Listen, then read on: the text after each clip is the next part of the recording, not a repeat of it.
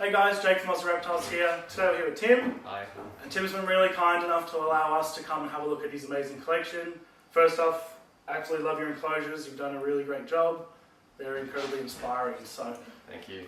Let's check them out. yeah. Right, so starting from this corner, we've got my Scalaris breeding group.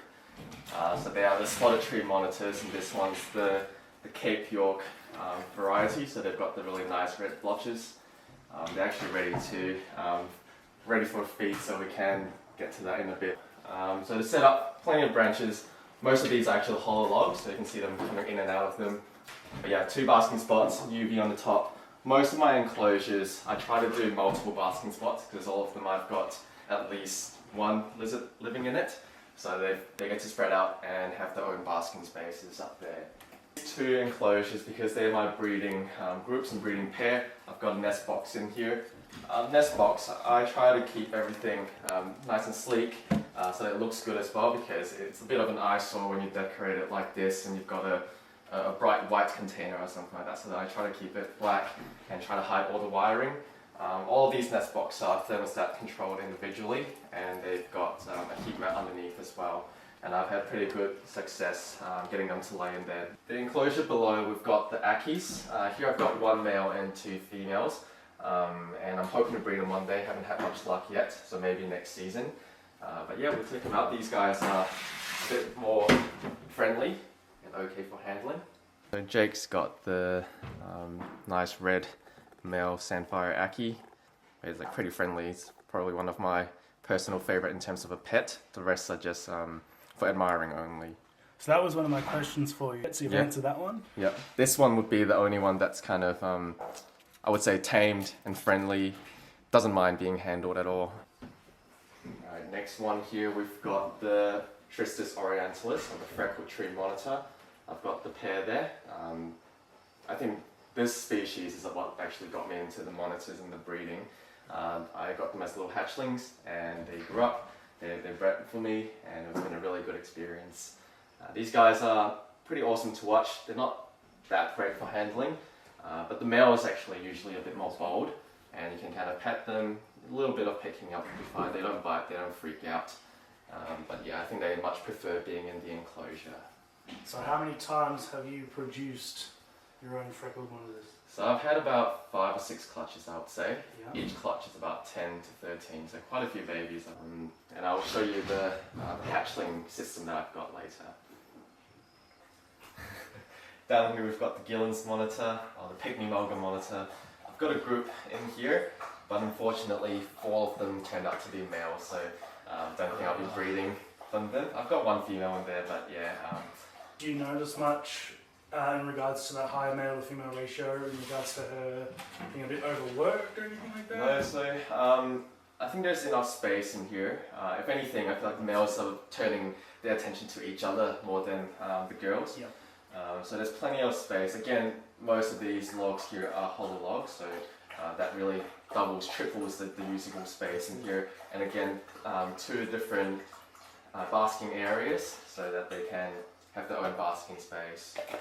So yeah, these guys are pretty fun to watch and play with as well.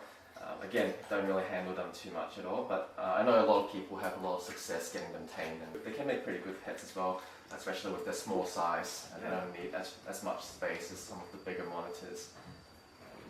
Would you say these are one of the monitors that are probably best kept communally, like in a group?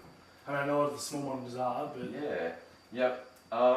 Most of my monitors I actually keep them in a group, so I haven't really noticed a difference. Yeah. But I definitely don't see too much trouble, even though I've got so many males in there. Occasionally they wrestle, but I've never had any biting injuries or anything like that. Yeah.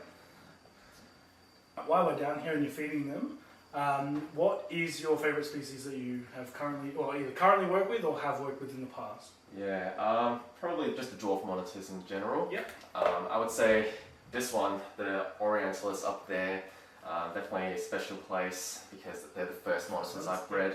And yeah, they're always probably going to be one of my favourites. I don't think they're, in many people's opinions, they're not, nothing too special about them, but yeah, because of that personal experience breeding them for the first time, they will probably be my favourite. But in terms of husbandry and setting up, everything, most of the dwarf monitors are very similar, so I would say keeping them, the experience of keeping in general, they're all very similar, and I like them a lot, all of them. Yeah, great. Alrighty, so if you could work with any species, or even if you work with them now, what would you say would be your dream species, native and or exotic? Start with exotics. I would really like to get into the iguana side of things. They're just basically big dinosaurs. Yeah. I've had a brief chance to work with them a little bit, and the rhino iguanas, they were really cool. That's my favourite. Yeah. You did some stuff with Ty, didn't you? I did. That's that our was, experience? yeah, that's right. So in Florida, he's got a huge breeding facility.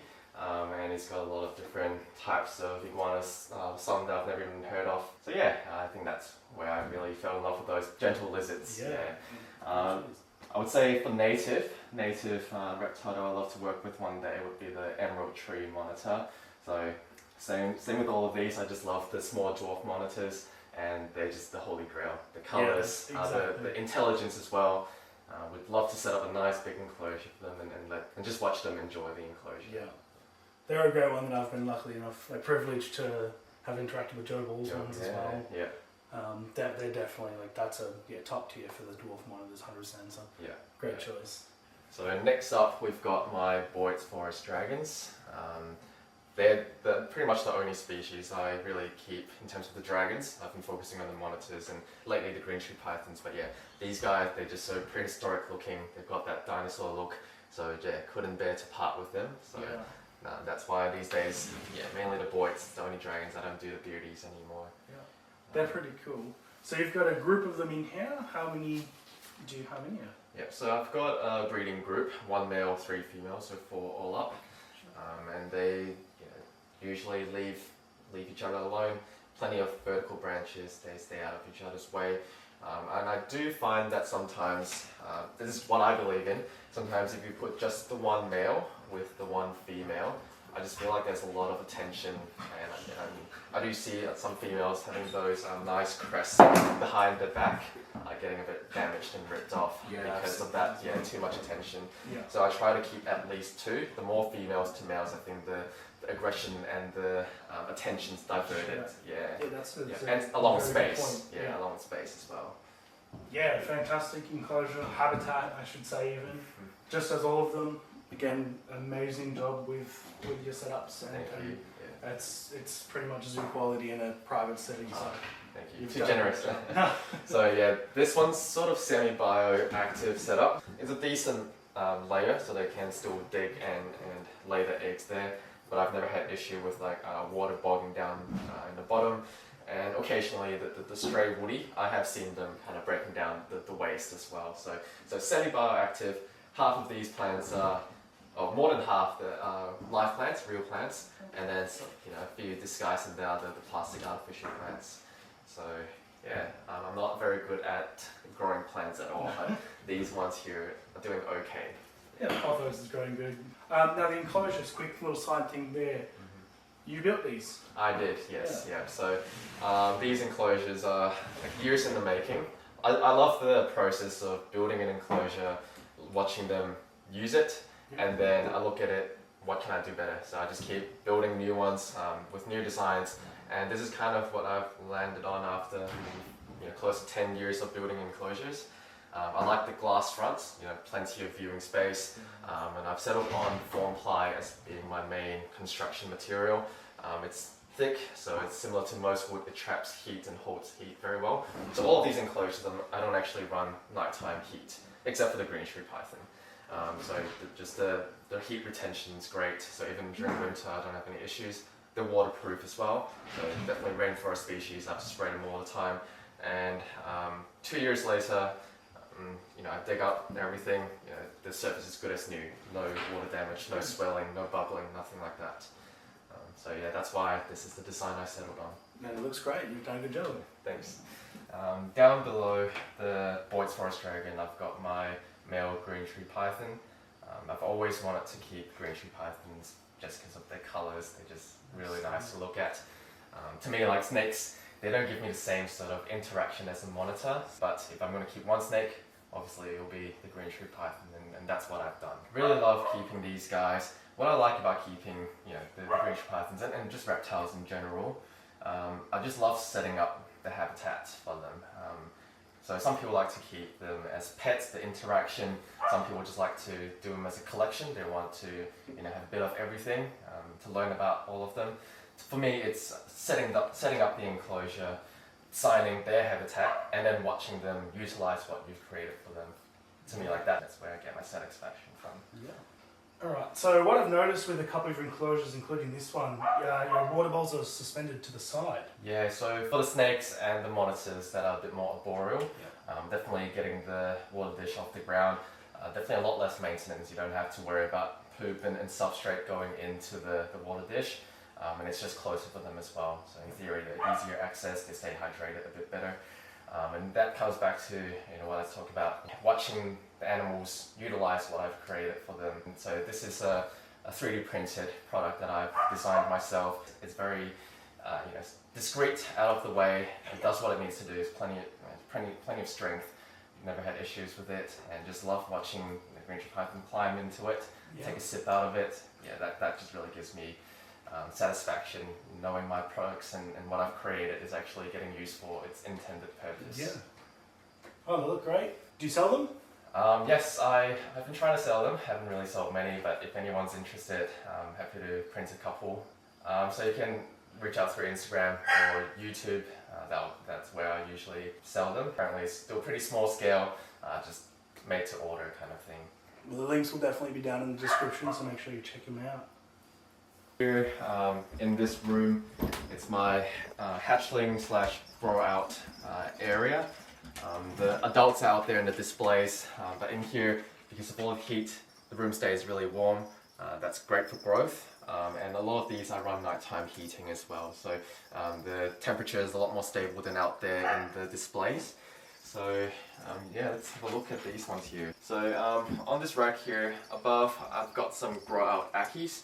Like I said earlier, I really want to get into breeding Ackies, and with like my way of approaching it, it's sometimes very difficult to buy just an adult breeding healthy female with an adult breeding male.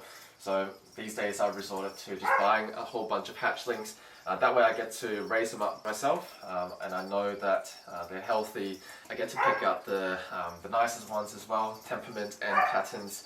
So if you want to have a look in here, my grow out green tree pythons. So again, trying to grow them out. I bought them all as hatchlings, trying to get a female or two out from there. Because these days, if you buy a breeding adult female, I just worry about issues with prolapse, with tail kings. You just don't know how they were kept. So I just decided to raise them up myself, and hopefully I'll have more luck getting healthy individuals for breeding in the future. Yeah, I'll show you. I've got some that are still yellow, some that have just turned green, and this one's kind of in between. So we're very fortunate today to be able to catch them during this stage, because sometimes the color change only happens within a couple of days. Within 1 week they can go from bright yellow to solid green. So this rack, I've got all my glass terrariums. Being glass, they're easy to clean, easy to monitor.